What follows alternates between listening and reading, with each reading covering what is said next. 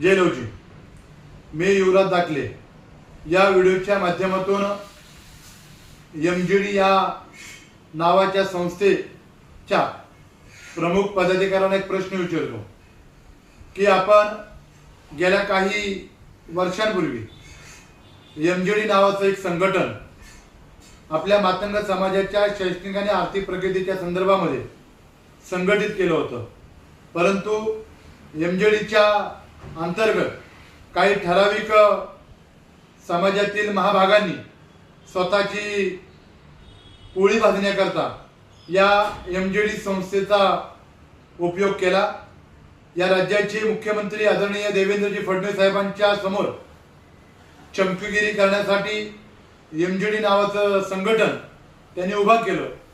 परंतु या अलीकडच्या काही दिवसांमध्ये काही कालखंडांमध्ये ही संस्था पूर्णपणे बंद करण्यात आलेली आहे. म्हणजे काही ठराविक लबाडांच्या स्वार्थासाठी MGD नावाच्या संघटनेचा उपयोग करण्यात आला होता की काय, असा प्रश्न माझ्यासारख्या सर्वसामान्य कार्यकर्त्याला पडत आहे.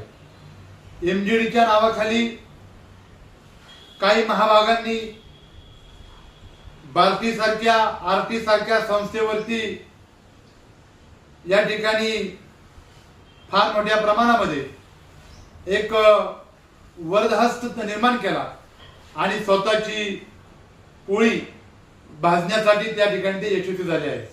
परंतु समाजाच्या शैक्षणिक आणि आर्थिक प्रगतीकडे यांनी फार मोठ्या प्रमाणामध्ये दुर्लक्ष केलेलं आहे.